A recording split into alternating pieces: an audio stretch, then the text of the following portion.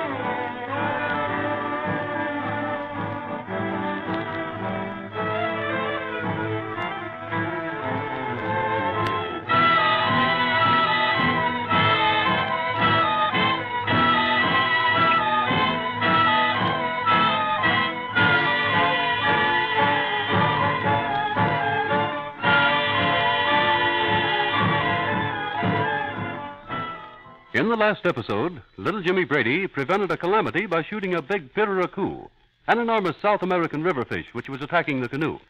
Well, the big fish was hauled ashore, and the Indians spent many, many hours cutting it up in strips and smoking and preserving it. This fish was considered a great delicacy to the Indian canoemen. Morning came, and the party again set their canoe course upriver. Always upriver, paddling ever nearer to the mysterious Black Flame country. It is now late afternoon. They are one more day's journey deeper into the almost impenetrable jungle. Little Jim and Jean Brady have been very busy for the last 3 hours as they sit in the big dugout. Let's join them. Well, you two, what does it look like now? It really ought to be a masterpiece, considering you've been at this for better than 3 hours. Well, I hope so, Mr. Noyce. But I guess we're running out of supplies. That's what I'm afraid of. Oh, don't worry about that. We've got more paper, lots of it. Oh, gosh, Mr. Noyce, it isn't the paper nor the pencil either. It's a little rubber eraser on the end of the pencil that's worrying me. It sure is. That eraser's worn down to almost nothing. Oh, but why use the eraser? What would you do if there hadn't been any eraser on the end of that pencil? Don't ask me, but blame Jimmy here. He's the one who's been doing all the changes. Gee whiz, I never knew it was so much work to make out a new map from memory. Well, anyway, when we do get this map made, it's going to be a map what is a map. And I don't mean maybe. And we won't need any secret code for it either. You see, Mr. Noyce? Oh, so that's what's delaying the completion, is it? But are you sure you can set down directions and things accurately without using the original code? Well, why not, Mr. Noyce? It was Jimmy and me who made the map and the code in the first place. But we made it all sort of crazy, just in case someone ever stole it from us.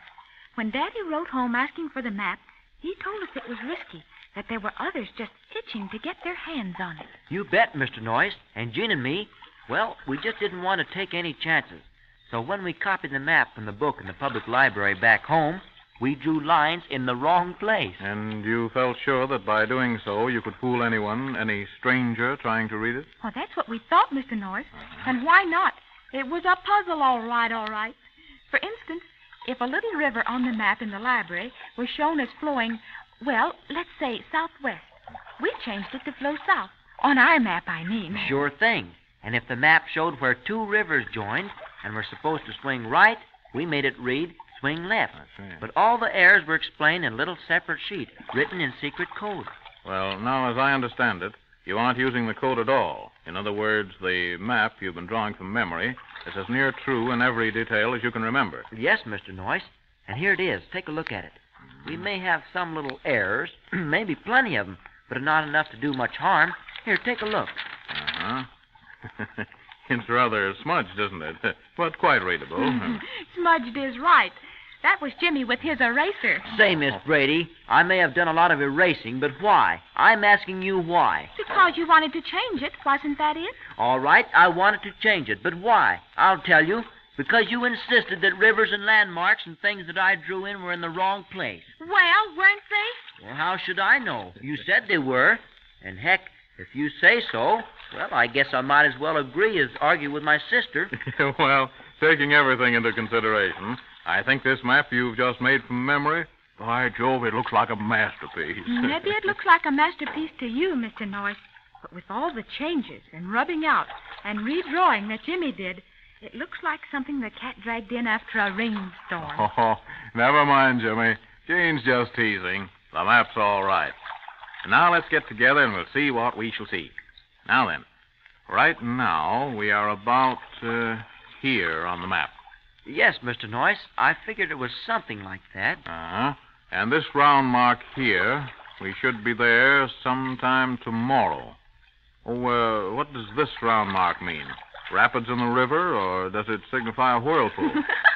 Neither, Mr. Noyce. Huh? That's just a hole in the paper. Oh. Jimmy erased that spot so much, he rubbed clean through. There you go. There you go again. I guess sisters were invented just to get into a fellow's hair. Oh, never mind, Jimmy.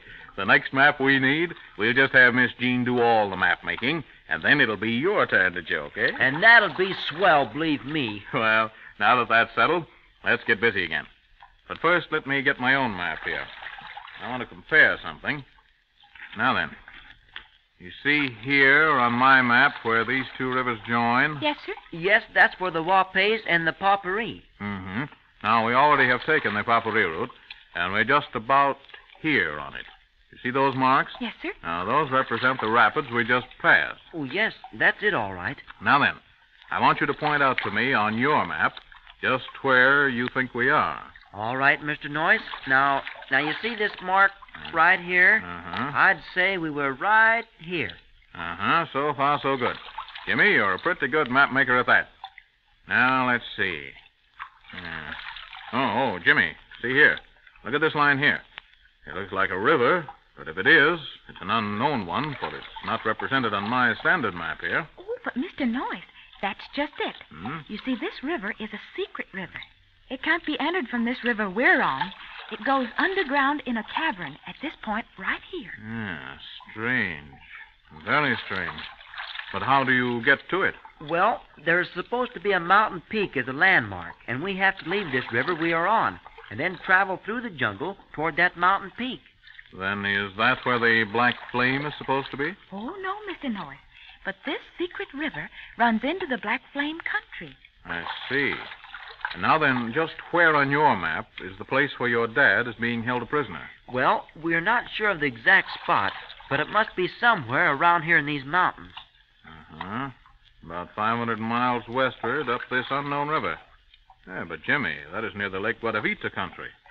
Well, maybe.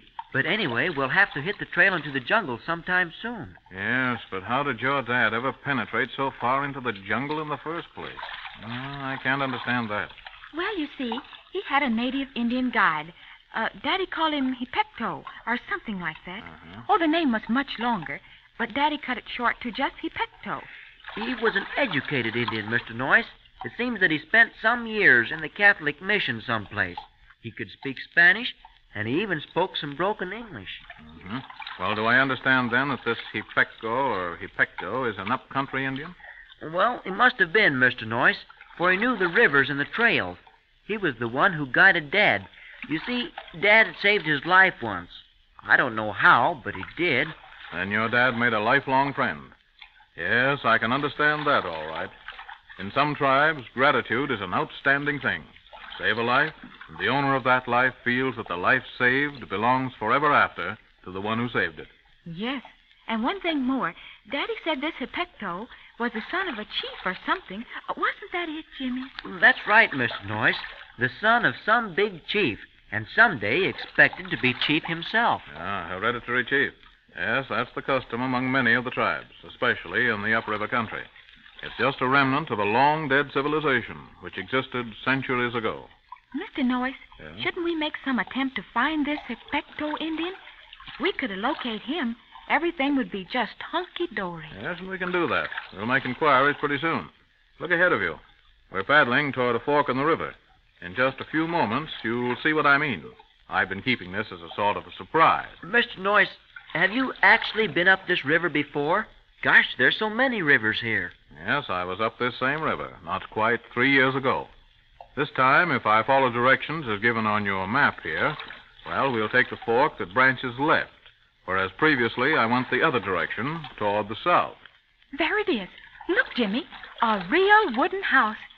Say, there's several houses.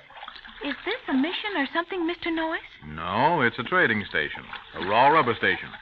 An old acquaintance of mine runs it, an Englishman by the name of Morton, Bennett Morton. He's been here for years. All these years among savage Indians? Well, how come, Mr. Noyce? Well, even savage Indians know which side of their bread the butter is on, if you get what I mean. You mean even Indians know when they're well off? Exactly. In that little trading station, you will find always a supply of things the Indians need. Cloth, salt, sugar, oil lanterns, knives, and almost every trade article. This Mr. Morton, then, sells these things to the Indians up here. No, he doesn't sell them, he trades them. The Indians bring in raw rubber and exchange it for necessities. Morton has always traded fairly, and he has had little or no trouble. I suppose being English, he very likely has a lot of English soldiers to protect his property. No soldiers, Miss Jean. Morton is alone. The only white man within at least 100 miles. But here, Jimmy, fold up the map and put it safely away somewhere. We're going ashore for a little stopover. Oh, where's Pedro's canoe? Way down the river's a ways. He's just coming around the bend now. Good. Yeah, he'll be just as pleased to have a night's sleep in a real shack for a change as I am. Oh, say, Mr. Noyce, there's an Indian over there. You see that clump of bushes? Just this side of the little wooden platform at the river. That loading platform there, the bushes on this side? Yes, sir. I saw an Indian glide in among the bushes. Hey, look, there he goes. He's running like 60. See, Mr. Noyce? And now he's heading back among the big trees. Tucano equivok, Doc, Tucano. Omong ikivok, so you're on the Tucano? Tucano equivok. Oh, what's up, Mr. Noyce? What's wrong? What did the man in the canoe say? He says there's something wrong, that there's great trouble up there on shore. I did think it funny that we approach so near without a welcome. Usually our approach is known long before we reach here. Yeah, Morton should have been down at the little dock to welcome us in. Look over at the biggest shack, Mr. Noyce. Now, that's the storeroom, where all the trade goods are kept. Well, doesn't that look like the place has been wrecked? You see that stuff all scattered at the doorway? By Jove, you're right, Jimmy. All right, we wait out here on the river until Pedro catches up. There's something wrong here. There they go again, Mr. Noyce. Hear them? Drums always seem to mean trouble. Oh, dear.